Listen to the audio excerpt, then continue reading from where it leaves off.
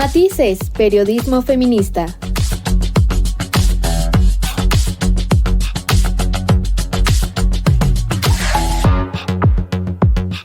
Con las mujeres en el centro de la narrativa.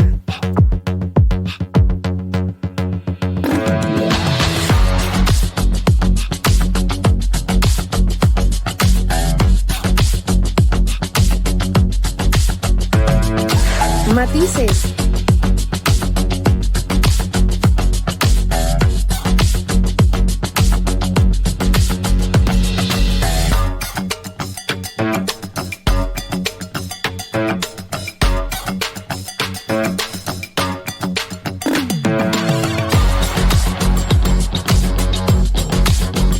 Matices. Hola, ¿qué tal? Me da muchísimo gusto saludarlas, darle la bienvenida a esta emisión de Matices a través de cimacradio.org y darle la bienvenida también a mis compañeras, las chicas Matices, Karen Ruiz, Joana de la Cruz, Alejandra Trujillo. ¿Cómo están, chicas? Hola Ivonne, hola chicas, hola al auditorio, gracias por escucharnos un día más. Tenemos mucha información para ustedes. Hola chicas, auditorio que nos escucha, que nos ve también. Pues un placer como siempre compartir este espacio con ustedes chicas. La verdad es que el análisis feminista que hacemos cada día pues nos llena, ¿no? Nos llena de mucha sabiduría. Entonces, quédense, escuchen este programa porque tenemos mucha información. Hola, qué gusto poder compartir con ustedes una semana más, que nos puedan oír, que nos puedan escuchar y por supuesto que traemos temas interesantes y relevantes.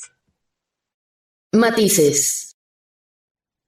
El violentador Javier López Zavala, quien fuera candidato a gobernador de Puebla, fue condenado a 6 años de prisión por violencia familiar en contra de la activista Cecilia Monzón, quien hace 3 años fue asesinada. La sentencia fue emitida el pasado 31 de mayo por el Tribunal de Enjuiciamiento del Poder Judicial del Estado de Puebla. Elena Monzón, hermana de Cecilia, lo vio como un triunfo, ya que pues cualquier pena menor de 5 años lo hubieran visto como un fracaso. El fallo está alineado con lo que habíamos previsto realmente. Como había yo adelantado, pues ayer teníamos un mínimo, una línea roja desastre y luego un umbral de éxito, ¿no? En este caso, para nosotros el mínimo eran 5 años un día, todo lo que viniera por debajo era desastre. Y luego 6 años era nuestro umbral de éxito. Hemos conseguido los 6 años de prisión, que está bien de acuerdo con la jurisprudencia realmente del Estado de Puebla. Elena lamentó que solamente se considerara la violencia ejercida contra Cecilia y que no tomaran en cuenta la violencia que se ejerció contra su sobrino y que pues están pensando si se va a apelar esta condena de 6 años. Escuchemos. Discrepamos en algunos aspectos de cómo se ha valorado y cómo se ha impuesto la pena, entre otras cosas porque solamente se ha considerado el delito respecto a mi hermana y no respecto a mi sobrino, ¿no? Nosotros creemos que hay oportunidad de revisitarlo, lo valoraremos si vale la pena o no. De momento nos quedamos con la idea de que es correcto con la apreciación que ha tenido en consideración su señoría, sin perjuicio de que, como digo, podamos seguir el camino de la legalidad, que es por el que nosotros apostamos, de cara a pues, valorar una posible revisión.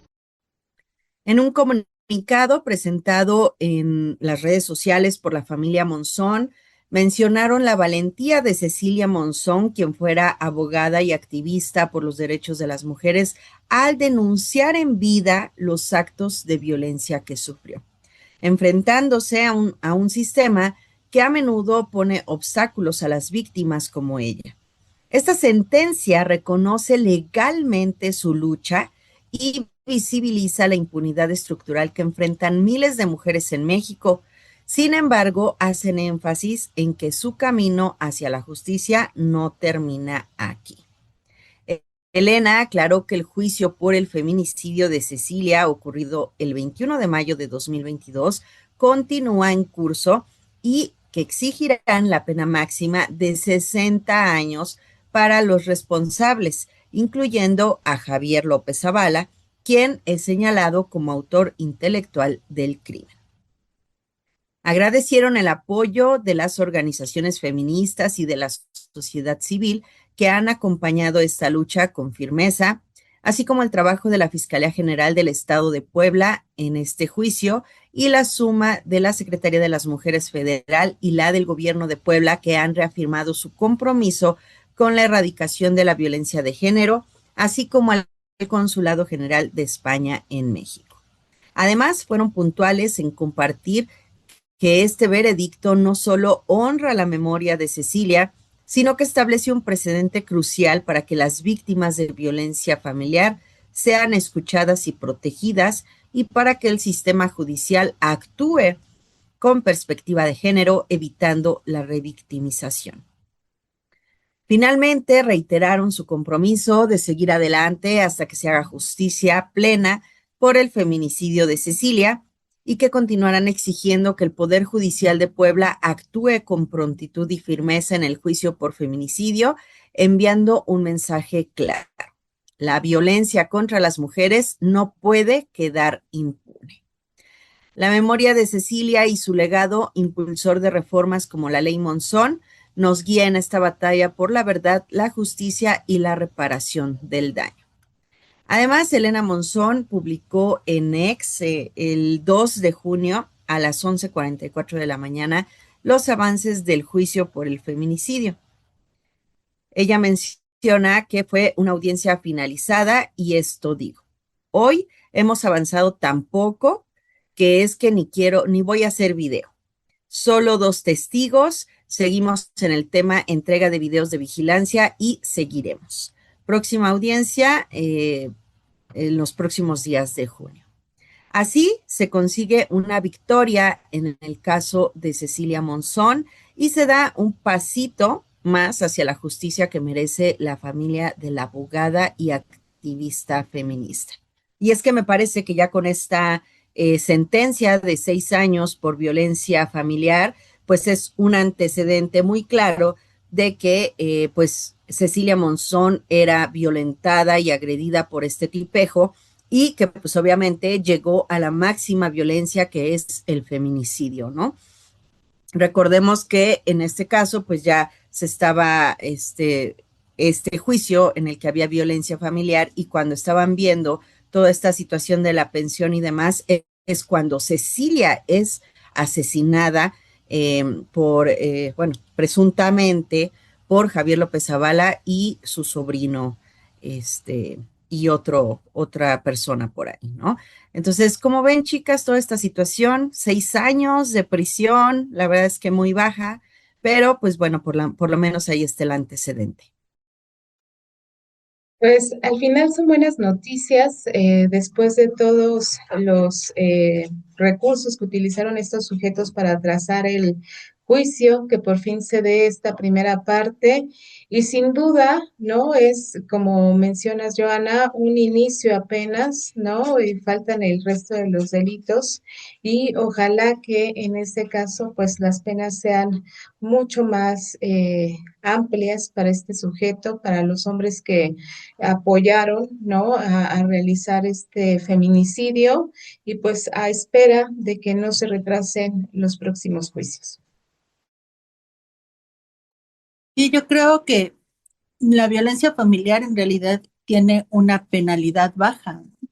Cuando observamos casos donde se acumulan alrededor de 24 o más años, es porque se van aumentando el número de años a partir del número de carpetas de investigación que se logró que se abriera eh, en cada uno de los casos. Entonces, bueno, pues en esta situación de Cecilia, obviamente no podían haber abierto más, porque no se inició el proceso cuando ella estaba en vida, y por lo tanto no había quien denunciara de tal forma o insistía en la denuncia, vamos, ¿no? De esta manera, pues, digamos que fue lo mejor que pudo haber ocurrido, que le dieran tan solo o tan siquiera, más bien, estos 6 años.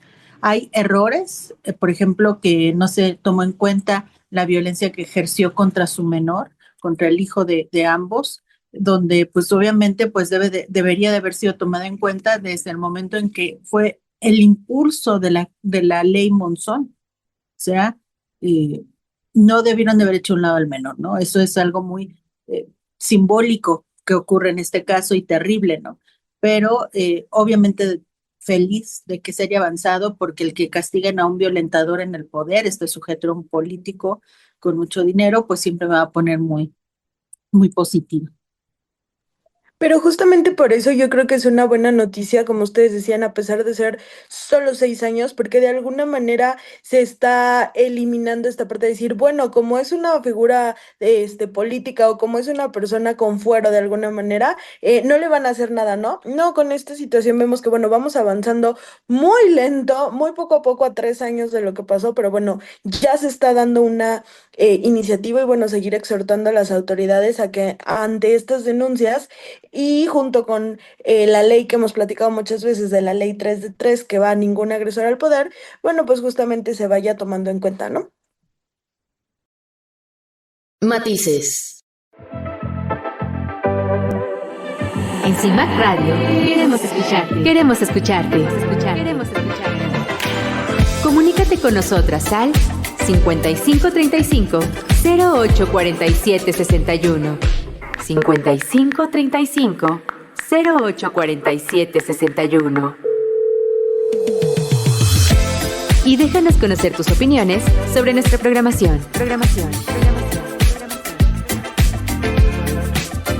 CIMAC Radio, periodismo con perspectiva de género. Matices. Y bueno, pues si seguimos con los temas referentes al feminicidio, fíjense que la semana pasada en León, Guanajuato, fue encontrado el cuerpo de Lorena Jacqueline, de 28 años de edad, después de 12 días de haber sido reportada como desaparecida. Fue encontrada a un costado de la carretera de San Felipe de Ocampo. El principal sospechoso y quien está detenido es Juan Antonio N., quien era el dueño del restaurante conocido como Wake Up People, en el que ella trabajaba como cocinera y donde fue vista por última vez con vida. La familia declaró que ella habría renunciado al ser víctima de un constante acoso laboral y sexual dentro del establecimiento. En redes sociales se viralizaron imágenes después de la denuncia por desaparición, que como les comento fueron 12 días después, donde se le ve llegar a Juan Antonio N. con un, pues, bulto muy grande que no puede ni caminar, la trae así, trae cargado con bolsas de color gris y se ve que a duras penas puede subir, a lo que hace referencia que es algo muy pesado, y horas después se le ve bajar con una maleta. La gente dice que también esta maleta es muy pesada por el esfuerzo físico que se ve en la cámara al subir al vehículo. Bueno, después de esto fue encontrado el cuerpo, como les mencionaba, esta persona fue detenida, ha sido interrogada. Ante esto, la familia de la víctima lo acusa directamente, ya que ella en repetidas ocasiones externó el miedo que le tenía por el constante acoso, que como les repito era acoso laboral y acoso sexual. Y bueno, familiares dicen que era muy constante esto, que incluso iban a su casa, iba a buscarla con el pretexto de ver cuestiones del restaurante a deshorario, por así decirlo, ¿no? Primas de la víctima y colectivos feministas pegaron pancartas fuera de su domicilio y fue él quien llamó a las autoridades para exigir el desalojo de estas personas, ¿no? Después de varios días fue detenido y bueno, se convocó a una marcha para exigir justicia por el caso.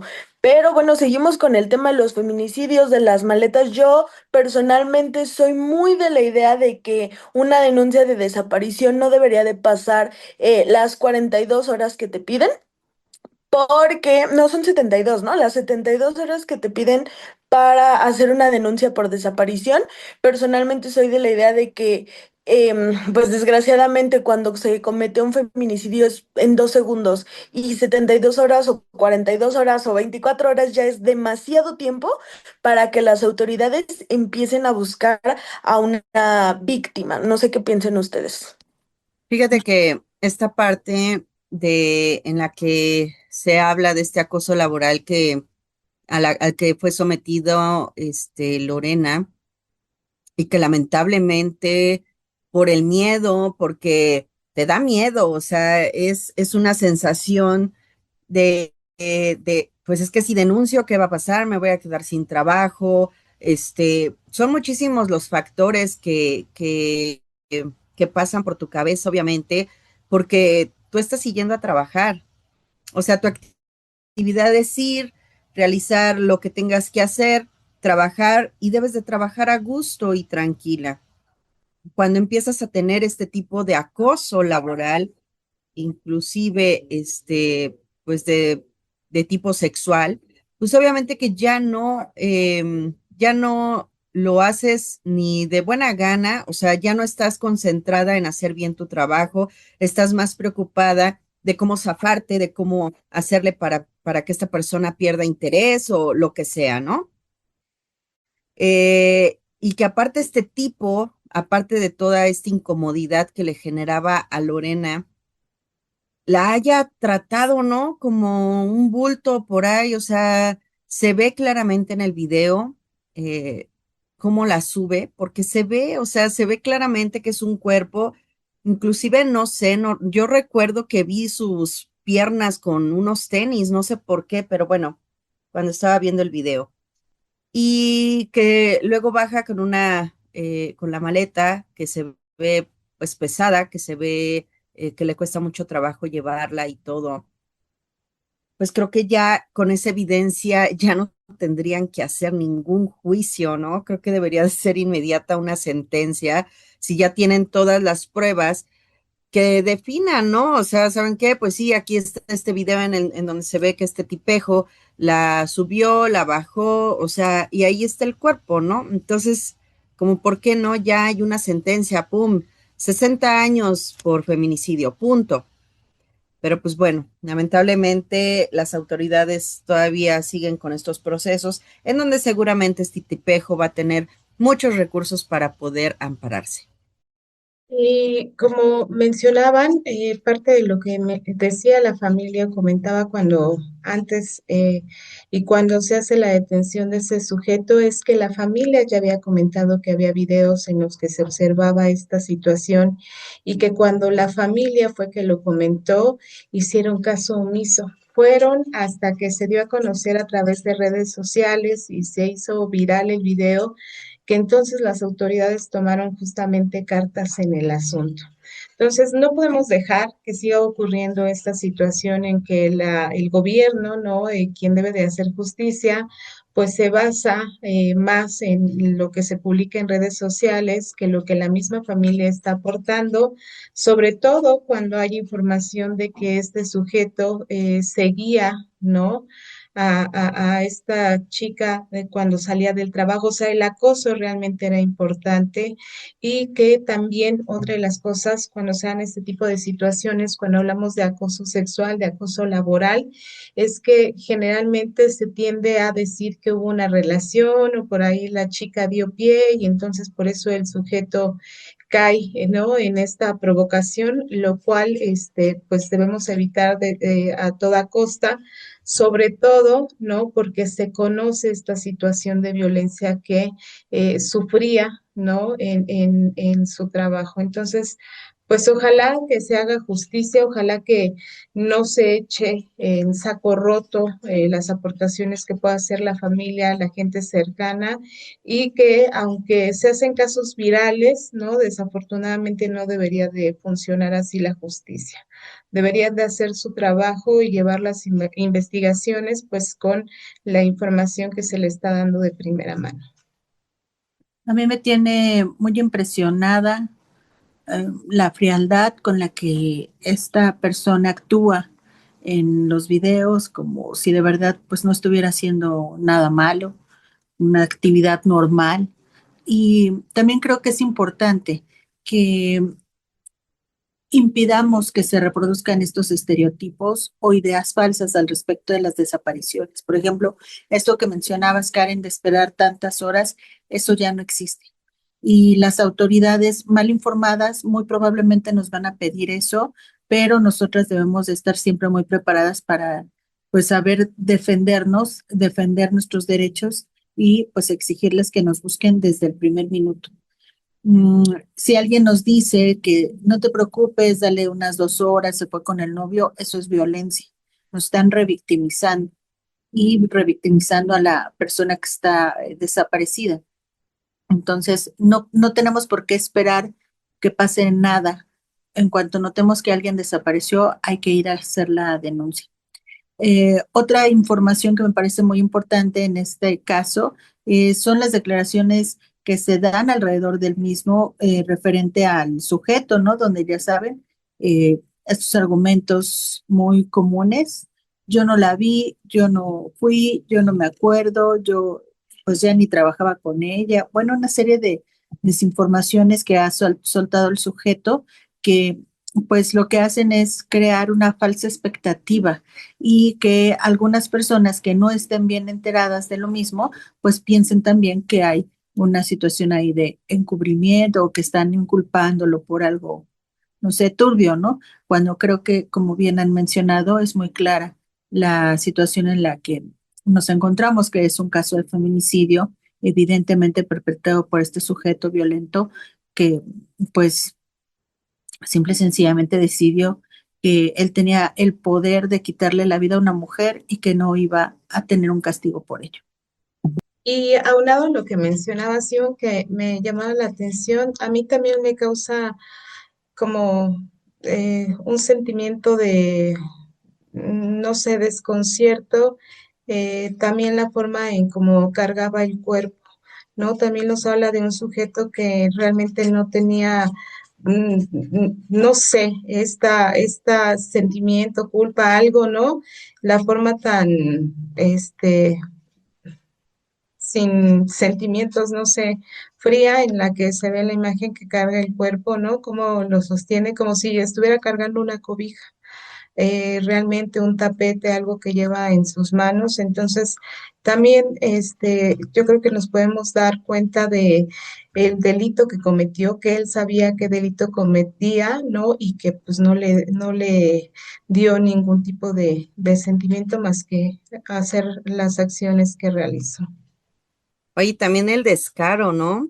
O sea, sacar un cuerpo de esa manera, a plena luz del día, se topa a una persona que va saliendo igual del edificio, casi casi le dice, deténme la puerta, ¿no? En lo que subo esto. O sea, se ve, sí, como mencionan, la, la crueldad, la desfachatez, pues, ¿qué? ¿No? ¿Qué puede pasar? ¿No? Si saco un cuerpo a mitad de la calle aquí, para subirlo a mi casa, meterle una maleta y llevarlo por ahí a tirarlo, ¿no? O sea, hemos visto, ¿no? Cómo se zafan, o sea, ahorita ya no hemos sabido de varios feminicidas, igual que los cacharon en video y demás, y pues ya, o sea, pues no se sabe más, no, obviamente el poder, la, mm, toda la porquería que hay dentro de las fiscalías, la corrupción y demás, pues hacen que estos casos se vuelvan tan complicados para la familia de quien fue asesinada, ¿no? Entonces, pues autoridades, échenle ganitas, o sea, de verdad no puedo creer que si tienen toda la evidencia, o sea, como dicen, todos los pelos del burro en la mano, no sé cómo se dice, y que no puedan decir, o sea, de verdad les cuesta tanto trabajo decir, es culpable, órale, a la cárcel 60 años, ya, o sea, ¿qué pueden apelar? Que él no sabía lo que estaba haciendo, que estaba borracho, o sea, por favor, ¿no? Pero bueno, esperemos que este no sea un caso más en el que se sale con la suya el feminicida. Matices. En CIMAC Radio queremos escucharte. Queremos escucharte. Queremos escucharte. Comunícate con nosotras al 5535 0847 61. 5535 0847 61. Y déjanos conocer tus opiniones sobre nuestra programación. CIMAC Radio, periodismo con perspectiva de género. Matices. ¿Qué tal, chicas? Hoy les voy a hablar de una historia muy particular y se trata de la historia de María Luisa Villanueva. Ella cada martes a las 10 de la mañana se planta frente a la Plaza de Armas en Cuernavaca, Morelos, con una manta en la mano. Su objetivo es muy claro y su voz es muy firme. Exige que el Estado la reconozca como inocente y se haga justicia contra los agentes que violaron sus derechos, sumiéndola en casi 3 décadas de impunidad por un delito que no cometió. Y es que la pesadilla de María Luisa comenzó la noche del 6 de enero de 1998, cuando ella solo tenía 21 años y 2 hijos pequeños. Buscaba al padre de su hijo menor en Morelos y su vida, ya marcada por la pobreza, se volvió un infierno cuando un grupo de agentes encapuchados de la unidad antisecuestros la detuvo violentamente junto a su expareja Catalino Martínez Jiménez en un restaurante de Zacatepec. Fue secuestrada, trasladada a una cárcel, torturada y agredida sexualmente, y escuchó diversas amenazas de muerte y los gritos de otras víctimas. 4 días después, esposados y encapuchados fueron presentados ante la entonces Procuraduría General de Justicia del Estado, donde los golpearon y obligaron a firmar confesiones falsas bajo amenaza. La falta de recursos económicos de su familia le impidió tener una defensa adecuada, ya que el defensor de oficio asignado hizo un trabajo deficiente y el proceso estuvo lleno de irregularidades, incluyendo la falsificación de actas y una diligencia clave. A pesar de las evidentes violaciones a sus derechos humanos y a la ausencia de una perspectiva de género, el 2 de septiembre de 1999, María Luisa fue condenada a 30 años de prisión, acusada de participar en el secuestro de una menor ocurrido en 1997. El juez avaló todas las irregularidades, validando así su detención arbitraria y la fabricación de pruebas. Pasaron 22 años tras las rejas del Centro de Reinserción Social Femenil de Atlacholoaya antes de que su caso comenzara a recibir atención. Con el apoyo de un nuevo abogado, logró que la Fiscalía abriera una investigación contra los policías ministeriales que la detuvieron, y fue en enero, pero de 2023, cuando el magistrado presidente del Tribunal Superior de Justicia de Morelos le ofreció un beneficio para su liberación inmediata. Sin embargo, María Luisa se negó a aceptar esta remisión parcial de la pena, pues no quería ser liberada como si se le estuviera perdonando algo. Ella exigía, y de hecho sigue exigiendo, que el Estado reconozca formalmente su inocencia y que limpie su nombre por completo. Pese a su negativa, el magistrado ordenó su liberación. Desde su salida de prisión en febrero de 2023, la lucha de María Luisa continúa y, según ella, ha enfrentado nuevas formas de violencia institucional. Hola, buenas tardes. Para las personas que no me conocen, mi nombre es María Luisa Villanueva Márquez. Vine a la Ciudad de México, creo que es la Alcaldía Obregón, a la Secretaría de la Mujer. Estoy tocando puertas, no importa cuántas puertas toque, hasta que yo encuentre justicia. Muchísimas gracias. Miren, aquí estoy. Estuvo muy lejos para llegar acá. La verdad me perdí, regresé del metro, volví a subir, volví a regresar, pero yo llegué. Creo que se está haciendo hasta lo imposible por llegar a donde tengamos que tocar las puertas para la justicia. Muchísimas gracias, un abrazo y síganme apoyando, por favor, porque solamente cuento con su voz, con su me gusta, con su apoyo, con su comentario. Muchas gracias. Asegura que el Estado ha puesto múltiples obstáculos para agotarla y disuadirla de seguir con su denuncia contra los agentes que la torturaron, y a pesar de que la Fiscalía giró órdenes de aprehensión contra los responsables, una jueza las negó y la apelación fue rechazada por la tercera sala penal, revictimizándola una vez más. Reconstruir su vida sin duda ha sido un desafío, ya que el estigma de haber estado en prisión le ha cerrado puertas laborales y su único sustento proviene del apoyo irregular e insuficiente que la Comisión Ejecutiva de Atención y Reparación a Víctimas de Morelos le ha otorgado. Tras los 25 años privada de su libertad, se deterioró su salud física y mental, pero el dolor que más profundo siente ha sido el distanciamiento con sus hijos, con quienes fue separada siendo pequeñas y hoy mantiene un contacto solamente con uno. A esto se suma el rechazo social y el de su propia familia en Guerrero. Con la voz entrecortada pero firme, María Luisa Villanueva hace un llamado directo a la presidenta Claudia Sheinbaum para que intervenga en su caso y en el de muchas otras víctimas del abandono y la impunidad en el país. Han pasado ya casi 27 años desde su detención y aunque es una mujer libre, María Luisa sigue esperando que la justicia llegue y su nombre sea restaurado por completo.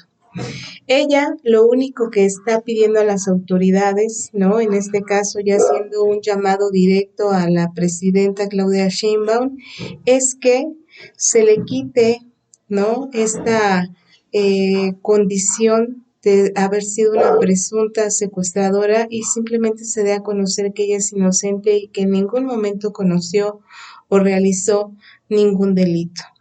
Entonces, hacemos este llamado justamente, ¿no? Para que se le escuche, porque evidentemente restaurar los años que ella pasó en prisión, el Estado jamás lo va a poder hacer. A mí me llama mucho la atención que en este tipo de situaciones a las mujeres se les da una pena mucho más grande, más larga que a los hombres, porque nos castigan, ¿no? Es como, es que eres mujer, o sea, ¿cómo vas a hacer un crimen de estos, no? O sea, y todavía te castigan por hacerlo, ¿no? O sea, te castigan más severamente por hacer este tipo de cosas. En este caso, María Luisa no era culpable y ella lo que está pidiendo es que se limpie su nombre. Yo no puedo entender cómo después de 20 años de que le cortaron toda su vida, le arrancaron a su familia, el no poder estar con sus hijos, el hecho de haber, pues sí, roto esa relación que ella tenía con sus hijos, eh, tan solo por meter a alguien a la cárcel, porque si no había pruebas, si no había nada en contra de ella, ¿cómo es posible que le hayan dado tantos años de prisión?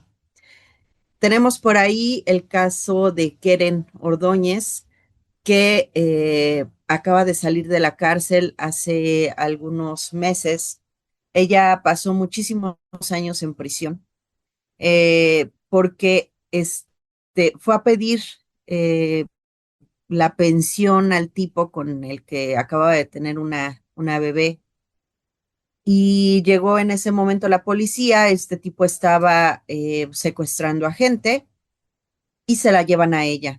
Recién con la cesárea, recién en su panza. O sea, ¿cómo pueden pensar que una mujer recién parida tenga relación en un secuestro? Pero bueno, las autoridades en ese momento decidieron que ella era culpable, la cabecilla de la banda, porque a ella le dieron un buen de años y al tonto al que le fue a pedir la pensión, salió como a los 2 años, 3 años, no sé, y lo dejaron salir. Y lamentablemente, pues a ella la dejaron ahí refundida un rato, en lo que los abogados, el Centro de Derechos Humanos, el Centro Pro Derechos Humanos, pues hizo su labor para que la dejaran en libertad. O sea, qué rara es la justicia mexicana, qué rara, qué injusta, qué tonta, ¿no? O sea, es lo que les digo, no puede ser posible que viendo todas estas pruebas digan, ella es la culpable. O sea, denle 20 años, denle 20 y tantos años, ¿no? Cuando deberían de juzgar con perspectiva de género. Si las leyes juzgaran con perspectiva de género, este tipo de casos no se darían en nuestra sociedad. Pero lamentablemente es una mujer. Ay, no, ¿cómo es posible? O sea, qué mala onda, ¿cómo es posible que una mujer haga ese tipo de cosas? Hay que darle una condena fuerte para que, pues entienda que por ahí no es el camino. No manchen, ¿no? En buena onda, ya, pónganse a hacer su chamba. O sea, no es posible que le arrebaten de esa manera la vida a una mujer solamente por, pues, ¿qué? Capricho, eh, justicia, no lo cree. Son los prejuicios, ¿no?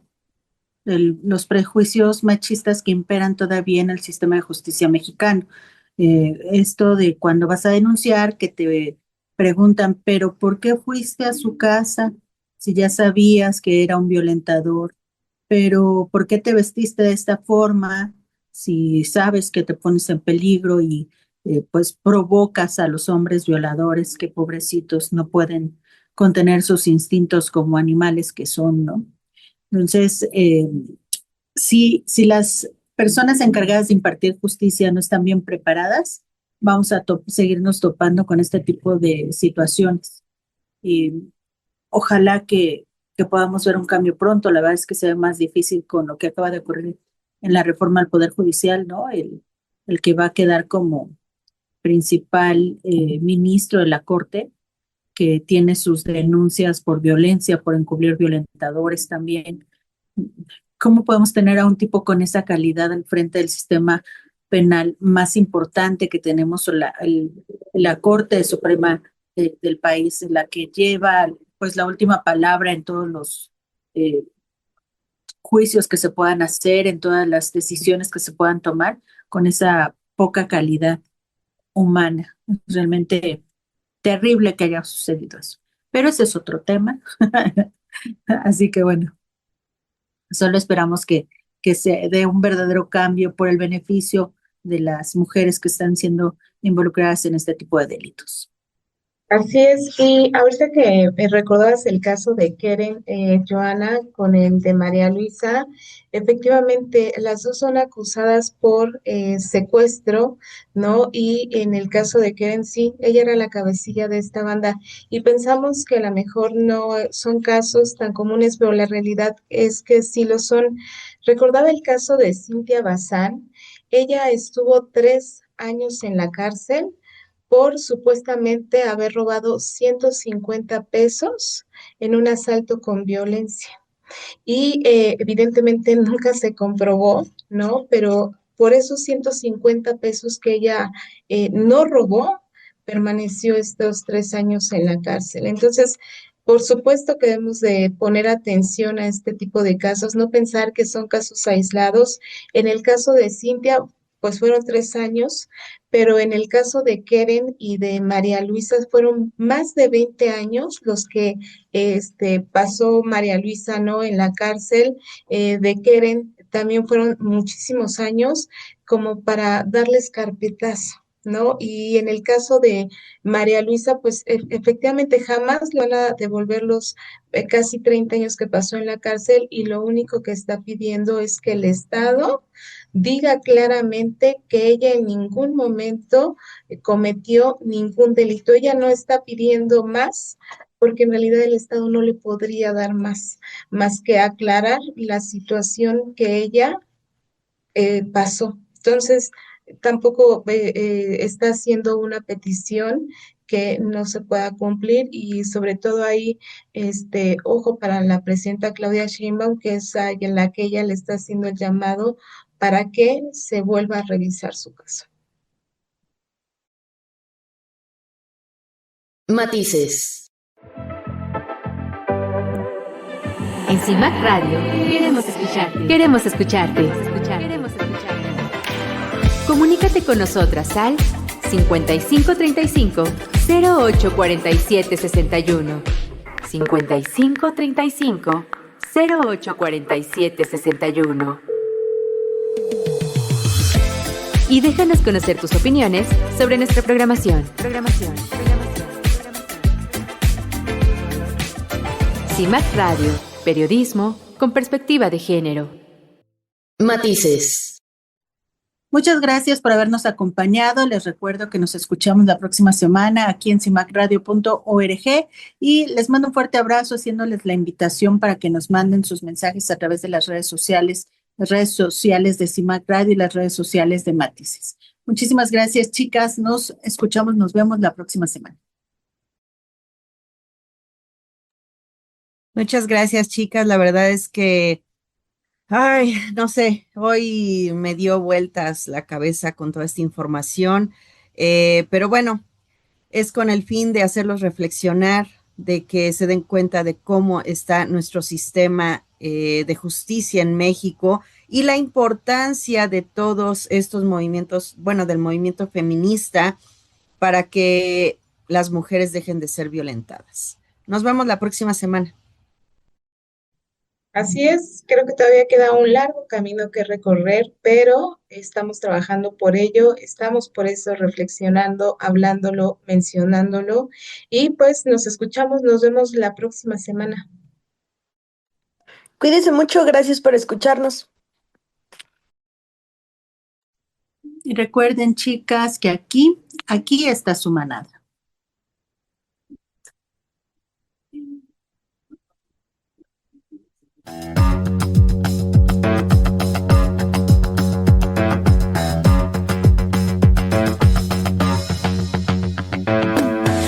Matices, periodismo feminista.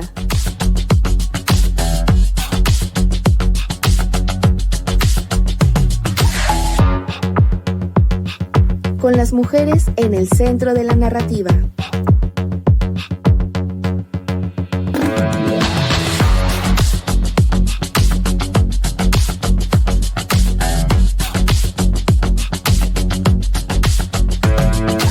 Matices.